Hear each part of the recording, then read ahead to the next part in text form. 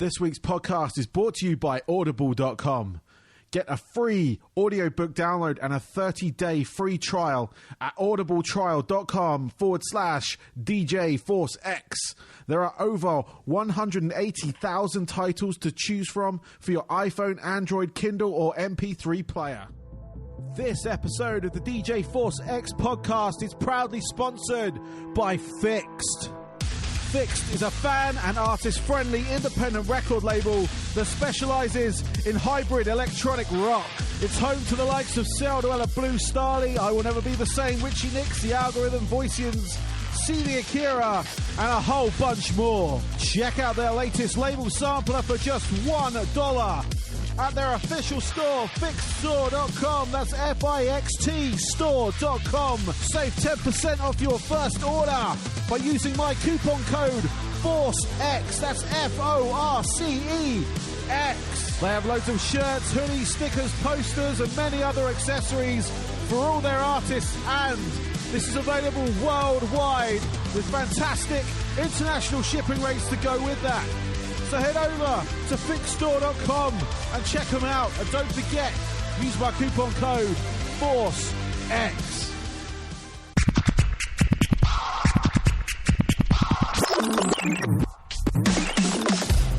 Hello and welcome to the DJ Force X podcast, episode 58. And yes, on this episode, I am interviewing Griffin Dickenson from the band Shvpes. They have just released their new album, Pain, Joy, Ecstasy, Despair. It's out now on Spinefarm, Search and Destroy Records. Yeah, it was a great little interview I did with him. Really enjoyed it. Their their album, is fantastic. So do check it out. They're doing a circuit around the UK right now. I'm sure they're hitting a hometown near you if you're in the UK. I'm sure they're going to be hitting the festivals next year as well. On the strength of this record, I'd be surprised if they weren't. But yes, I'm just going to lead you straight into the interview. So this is Griffin from Shvpes. Enjoy.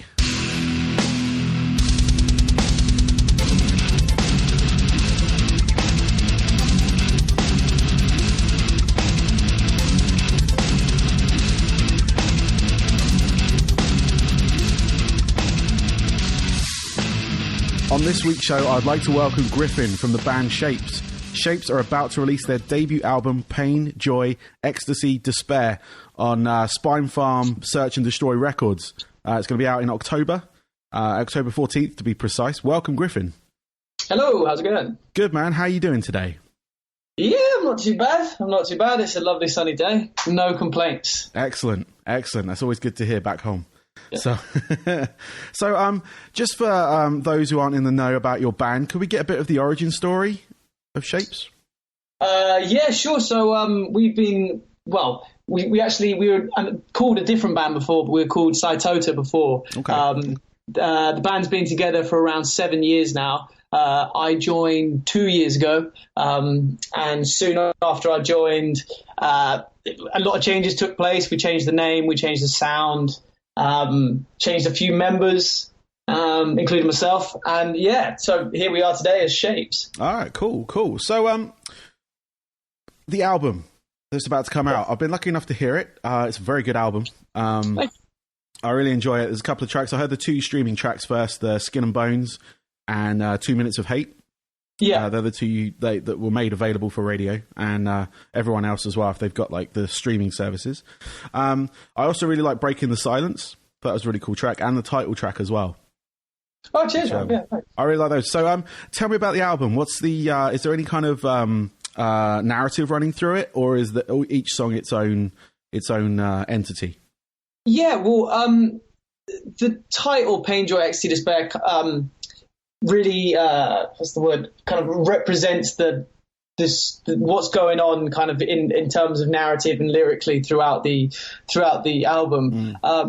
As a statement in itself, Pain, Joy, Ecstasy, Despair is like an acceptance of the world we live in. Is acceptance that we live in absolute chaos. During the time that we were writing the album, I was going through some kind of stuff in my personal life, and then we would keep getting really good stuff going on with the band. So say we play a great set of Slam Dunk and everyone goes nuts for us at a festival over here. Yeah.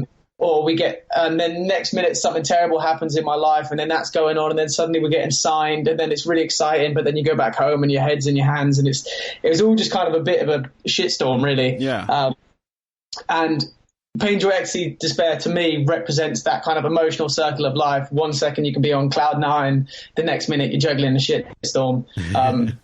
Yeah, so like in terms of lyrics on the album, there's not a happy song as such. Every bit of lyrical content is about some form of frustration I found somewhere, because I find that the best thing to write about. It's where I'm the most honest. It's where I get the best out of myself, and it just kind of flows. But I think the fact that I've taken all of those negative things that I view negatively in my life, and then come out the other end and come out with some lyrics and some songs that I'm really happy with, and I know the boys are too. It does kind of represent that, it's kind of swings and roundabouts. You've got a shit situation and you make something positive out of it. Yeah. So, cool. Yeah. Cool. Like proper roller coaster kind of thing. So. Yeah. Another analogy for it. So yeah. It's just analogy ridden is what it is. Yes. Yeah. Cool. So obviously you said the band had been sort of together for 7 years, but you joined it a couple of years ago, and obviously that's when it kind of took off, I would say. Yeah. For the guys and yourself.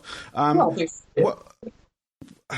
What was it like being kind of like in a band that young, so to speak, and having these great support slots and great festival slots and things like that? What is that like for like early on in the life of a band?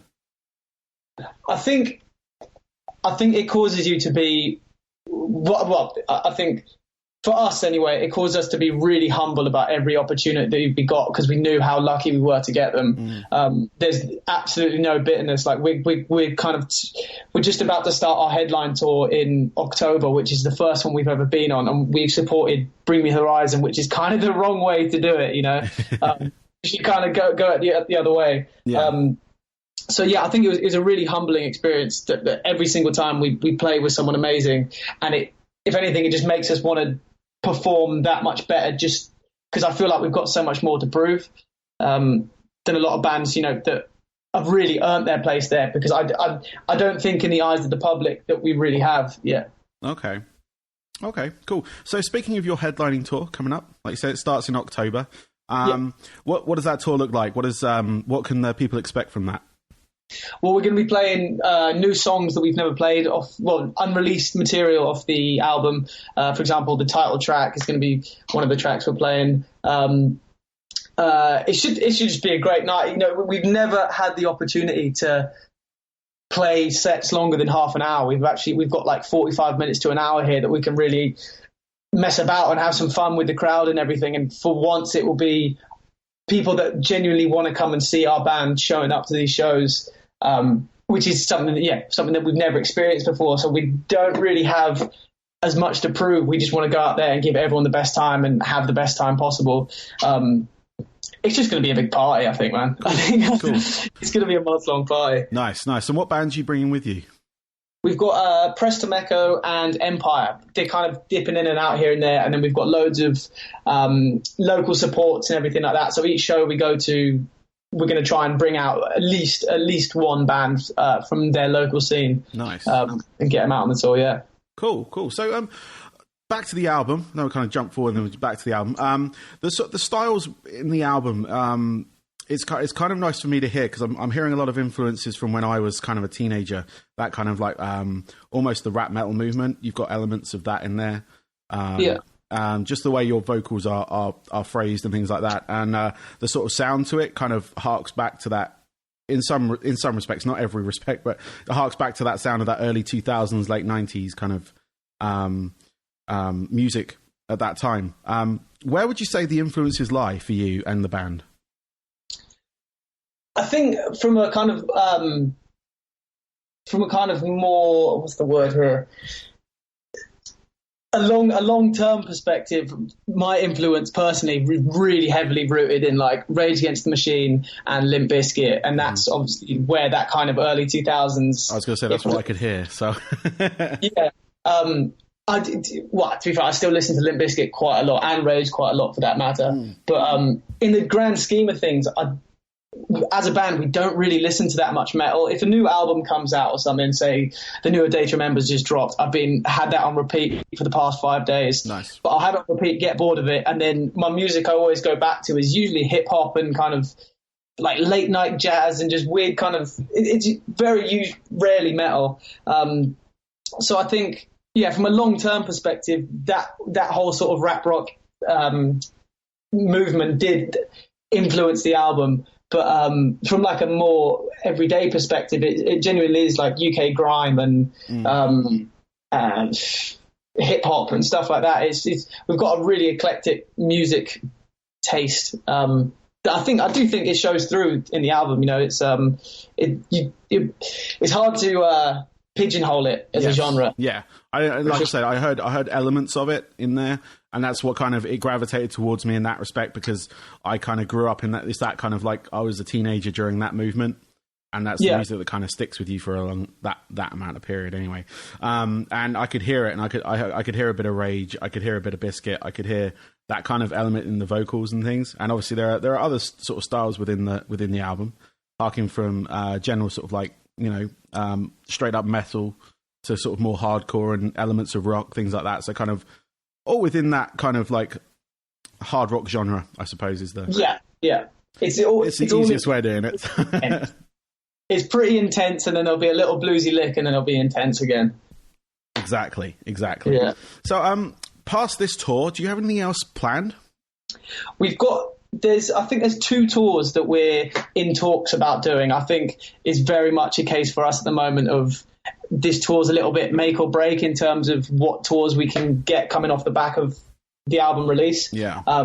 Every time we get put forward for a gig by our agent or whatever, the main band that takes everyone out always ask, what's their pool like in this town? So we've never actually had a pool in any town because we've never played a headline show apart from what we played once. So after this tour, we've got some quantifiable figures that we can go out and start hitting some bigger bands with, hopefully, and they'll take us out. There is 2 tours in the works, but it's all very smoke and mirrors at the moment. It's all kind of Chinese whispers. Yep, always. I was in a band many years ago, and we had the same thing where we were trying to get on like tour supports, and it was like, what's their pool like here, and here, and we're like, oh.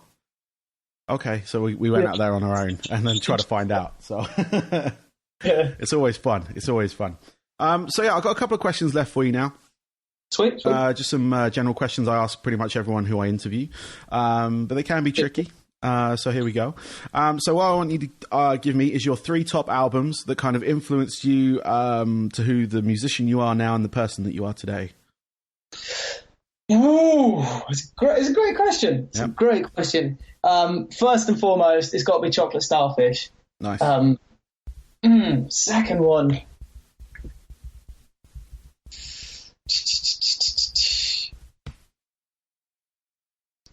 I think Nirvana Nevermind, actually, because it was the first song I learned how to play on on any musical instrument was Smells Like Teen Spirit when I was about 9 or 10, and then I got the album, pinched it off my dad, and blasted that, and I think that's what kind of set me off into music. Nice. So I've got to say that one, although I haven't listened to it in probably at least a year. And the third one, there's so many albums out there.